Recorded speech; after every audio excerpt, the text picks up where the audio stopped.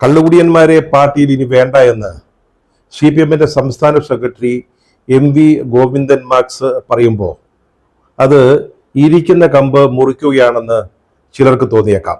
പക്ഷെ അങ്ങനെ കരുതരുത്, അങ്ങനെയല്ല. നമ്മുടെ ഗോവിന്ദൻ സഖാവ് അങ്ങനെയാണ്, പറയാനുള്ളത് മുഖത്ത് നോക്കി കൃത്യമായിട്ട് പറയും. അദ്ദേഹത്തിൻ്റെ ഒരു സ്വഭാവമാണ്, സത്യസന്ധനായതുകൊണ്ടാണ്. അതുപോലെ തന്നെ ആത്മാർത്ഥമായൊരു ഹൃദയം ഉള്ളിലുള്ളത് കൊണ്ടാണ് ഇങ്ങനെയൊക്കെ പറയാൻ സാധിക്കുന്നത്. പിന്നെ അത് മാത്രമല്ല, പാർട്ടിയുടെ സെക്രട്ടറി അല്ലാതെ പിന്നെ ആരാണ് ഇത്തരം കാര്യങ്ങൾ, പാർട്ടി ശ്രദ്ധിക്കേണ്ട ചില കാര്യങ്ങൾ ഇത്ര ചങ്കുറപ്പോടെ പറയുക? മദ്യം, മയക്കുമരുന്ന് എന്നിവയുടെ ഉപഭോഗം നമ്മുടെ സമൂഹത്തിൽ മറ്റൊരിക്കലും ഇല്ലാത്ത വിധത്തിൽ വർദ്ധിക്കുന്നുവെന്നും അത് കുറ്റകൃത്യങ്ങൾ പെരുകുന്നതിന് കാരണമാകുന്നു എന്നുമുള്ള ഒരു ധാരണ അല്ലെങ്കിൽ ഒരു ചർച്ച നമ്മുടെ സമൂഹത്തിൽ ഇപ്പോൾ ഉണ്ടായിട്ടുണ്ട്. കഴിഞ്ഞ ഒരു വർഷം നടന്ന ചില സംഭവ വികാസങ്ങളാണ് അങ്ങനെ ചിന്തിക്കുന്നതിന് നമ്മളെ പ്രേരിപ്പിക്കുന്നത്. പൂക്കോട് വെറ്റിനറി കോളേജിൽ സുധാർദ്ദൻ എന്ന് പറയുന്ന ഒരു വിദ്യാർത്ഥി, ആ കുട്ടിയുടെ മരണം, അതുപോലെ തന്നെ അടുത്ത കാലത്ത് കോട്ടയം നഴ്സിംഗ് കോളേജിൽ അരങ്ങേറിയ അതിക്രൂരമായ പൈശാചികം എന്ന് പറയാവുന്ന രീതിയിലുള്ള റാഗിങ്, മറ്റൊന്ന് ഈ വെഞ്ഞാറമൂട് കൂട്ടക്കൊലപാതകം, ഏറ്റവും അവസാനം താമരശ്ശേരിയിൽ ഷബഹാസ് എന്ന് പറയുന്ന ഒരു 10ാം ക്ലാസ് വിദ്യാർത്ഥിയെ ആ കുട്ടിയുടെ കൂട്ടുകാർ അല്ലെങ്കിൽ സഹപാഠികൾ മർദ്ദിച്ച് കൊന്ന, നാഞ്ചക്കുപയോഗിച്ച് മർദ്ദിച്ച് കൊലപ്പെടുത്തിയ സംഭവം, ഒരു അരുംകൊല. ഈ സംഭവ വികാസങ്ങളാണ് ഇത്തരത്തിലുള്ള ഒരു ചർച്ചയ്ക്ക് നിദാനമായി മാറിയത്.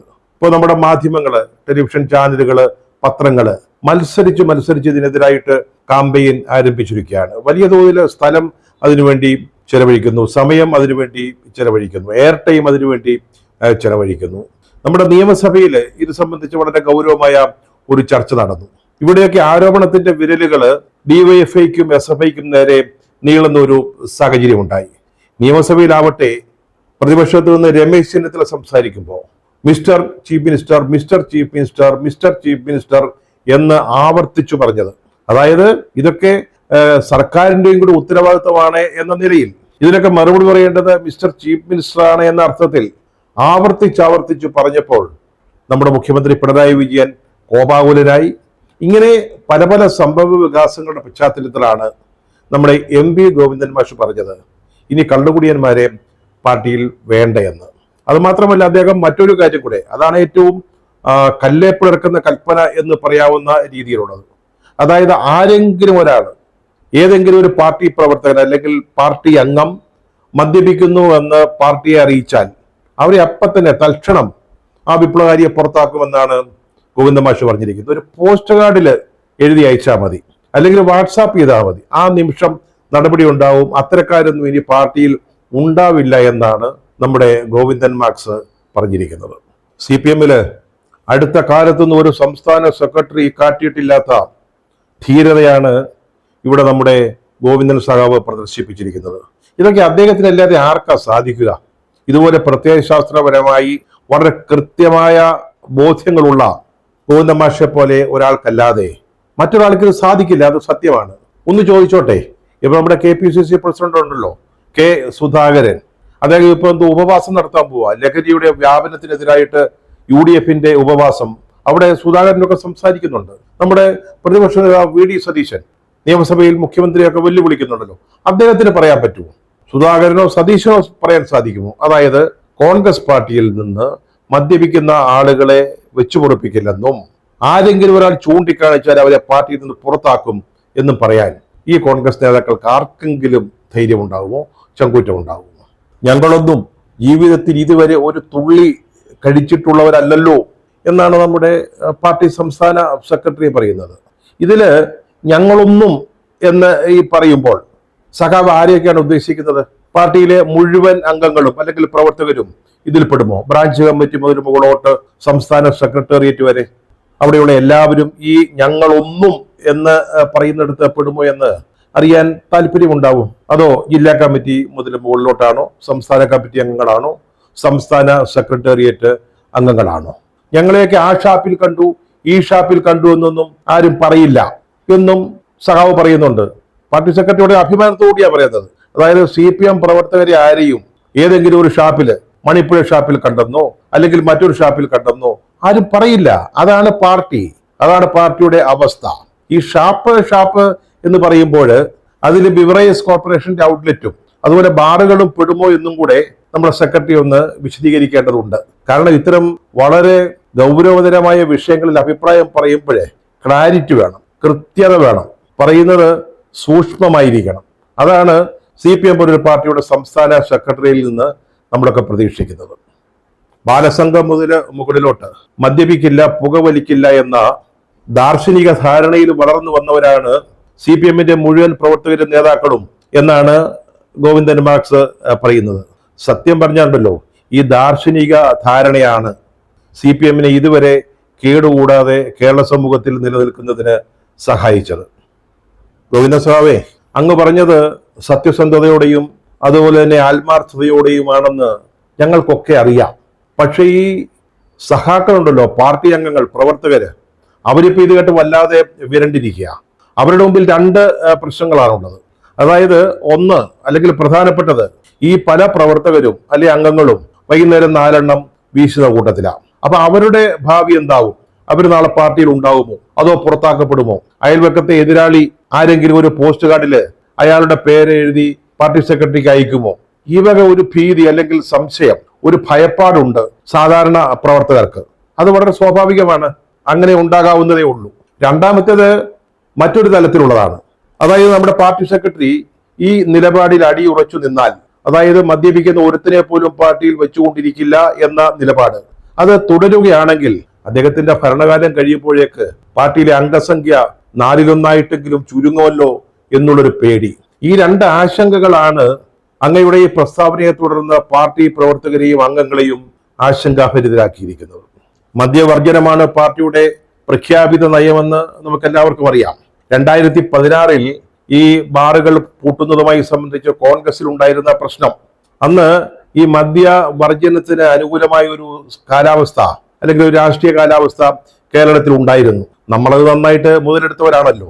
ഓർമ്മയില്ലേ, അന്ന് നമ്മള് KPC ലളിത, അതുപോലെ ഇന്നസെന്റ് മുതലായ ആളുകളെ പങ്കെടുപ്പിച്ചുകൊണ്ട് പരസ്യങ്ങളൊക്കെ ആ പ്രചാരണ അക്കാലത്ത് ഇറക്കിയതാ. അത് ഒത്തിരി പേര് കണ്ട് വിശ്വസിച്ചതാ. അങ്ങനെ ഇനി മദ്യം കേരളത്തിൽ ഉണ്ടാവില്ല എന്ന വിശ്വാസത്തിൽ ഒത്തിരി പേര് LDFന് വോട്ട് ചെയ്തു. പക്ഷെ നമ്മൾ അധികാരത്തിൽ വന്നതിന് ശേഷം പ്ലേറ്റ് ഒന്ന് മാറ്റി പിടിച്ചു. നേരത്തെ ഉമ്മൻചാണ്ടി സർക്കാരിന്റെ കാലത്ത് പൂട്ടിയ ബാറുകളില് നല്ലൊരു ശതമാനത്തിനും, അതായത് 3 സ്റ്റാർ 4 സ്റ്റാർ മുതലായവയൊക്കെ പരിഗണിച്ച് നല്ലൊരു ശതമാനത്തിനും ബാർ ലൈസൻസുകൾ പുതുക്കി നൽകി. അതും പോരാഞ്ഞിട്ട് അതിനുശേഷം എത്ര പുതിയ ബാറുകൾക്ക് നമ്മൾ അനുമതി നൽകി അല്ലെങ്കിൽ ലൈസൻസ് കൊടുത്തു എന്നുള്ളതിനെ കുറിച്ച് സത്യം പറഞ്ഞാൽ എക്സൈസ് ഡിപ്പാർട്ട്മെന്റിന് പോലും വേണ്ടത്ര ഒരു വിവരമില്ല. അത് നമ്മൾ എപ്പോഴും അങ്ങനെയാണല്ലോ. പ്രത്യയശാസ്ത്രം ഒന്ന്, അതിന്റെ പ്രയോഗം മറ്റൊന്ന്. അതിനെ രണ്ടിനെയും വെച്ചുള്ള കളിയിലൂടെയാണ് നമ്മൾ പലപ്പോഴും കാര്യങ്ങൾ നേടിക്കൊണ്ടിരിക്കുന്നത്. ഈ മദ്യവർജനത്തിന്റെ അല്ലെങ്കിൽ മദ്യനിരോധനത്തിന്റെ അല്ലെങ്കിൽ ബാറുകൾ അനുവദിക്കുന്നതിന്റെ കാര്യത്തിലും നമ്മൾ ഈ ഒരു തന്ത്രമാണ് വളരെ സമർത്ഥമായിട്ട് ഈ 2016 അതിനുശേഷവും ഒക്കെ നടപ്പാക്കിക്കൊണ്ടിരിക്കുന്നത്. ഇവിടെ ഇപ്പോൾ കേരളത്തിൽ പുറത്തുനിന്ന് വരുന്ന മദ്യം പോരാ, ആവശ്യത്തിന് ലഭിക്കുന്നില്ല എന്ന ഒരു ന്യായത്തില് നമ്മൾ തന്നെ കേരളത്തിൽ കൂടുതൽ മദ്യോൽപാദനം ആരംഭിക്കാൻ തീരുമാനിച്ചിരിക്കുക. പാലക്കാടിലെ പുള്ളിയില് അവിടുത്തെ സാധാരണ ജനങ്ങളുടെ കുടിവെള്ളം, കൃഷിക്ക് ആവശ്യമായുള്ള വെള്ളം, ഇതൊക്കെ പോലും ബലി കഴിച്ചുകൊണ്ട്, അതിനെപ്പോലും നമ്മൾ കണക്കിലെടുക്കാതെ അവിടെ ഒരു വൻകിട മദ്യ നിർമ്മാണശാലയ്ക്ക് അനുമതി കൊടുത്തിരിക്കുക. അതാണ്ട് നടക്കാൻ പോവുകയാ. അതിനെക്കുറിച്ചുള്ള തർക്കങ്ങളൊക്കെ നടന്നുകൊണ്ടിരിക്കുകയാണ്. ഇതൊക്കെയാണ് വാസ്തവത്തിൽ ഇതുമായി ബന്ധപ്പെട്ട പശ്ചാത്തലം എന്ന് നമ്മൾ ഓർക്കേണ്ടതുണ്ട്. ഈ സാഹചര്യത്തില് ഇത്രയും കടുപ്പിച്ചൊരു തീരുമാനം, അതായത് പാർട്ടിയിൽ മദ്യപിക്കുന്നവരാരെങ്കിലും ഉണ്ടെങ്കിൽ, ആരെങ്കിലും അതിനെപ്പറ്റി ഒന്ന് ചൂണ്ടിക്കാണിച്ചാൽ അവരെയൊക്കെ അങ്ങ് പുറത്താക്കും എന്ന് പറയുന്നത് എത്രത്തോളം പ്രായോഗികമാണ് എന്ന് കേരളത്തിലെ സാധാരണ പാർട്ടി അംഗങ്ങൾക്ക്, പ്രവർത്തകർക്ക്, നേതാക്കൾക്ക് അതില്ല കേട്ടോ. നേതാക്കൾക്ക് ഇത്തരം കാര്യത്തിൽ യാതൊരു ശങ്കയുമില്ല, അവർക്ക് ഇതിനെക്കുറിച്ചൊന്നും സംശയമില്ല. പക്ഷേ സാധാരണ പ്രവർത്തകന്മാർക്ക്, അടിത്തട്ടിൽ പ്രവർത്തിക്കുന്നവർക്ക് ചില ആശങ്കകളുണ്ട് എന്ന കാര്യം അങ്ങ് മറക്കരുത്. അത് മാത്രമല്ല, നമ്മുടെ സർക്കാരിന്റെ സാമ്പത്തിക സ്ഥിതിയും കൂടെ ഒന്ന് നോക്കണമല്ലോ സഖാവേ.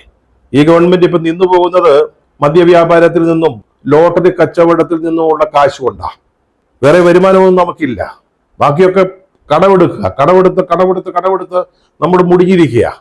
എന്തെങ്കിലുമൊക്കെ നടക്കണമെങ്കിൽ ഈ കള്ളു വിറ്റ കാശ് വേണം, അല്ലെങ്കിൽ മദ്യം വിറ്റ പണം വേണം, ലോട്ടറിയിലൂടെ കിട്ടുന്ന കാശും വേണം. അതാണ് നമ്മളെ നിലനിർത്തുന്നത്, നമ്മുടെ സാമ്പത്തിക സ്ഥിതിയെ. അല്ലെങ്കിൽ തന്നെ പ്രതിസന്ധിയാ. പെൻഷൻ കൊടുക്കാൻ പോലും കാശില്ല, ശമ്പളം കൊടുക്കാൻ കാശില്ല.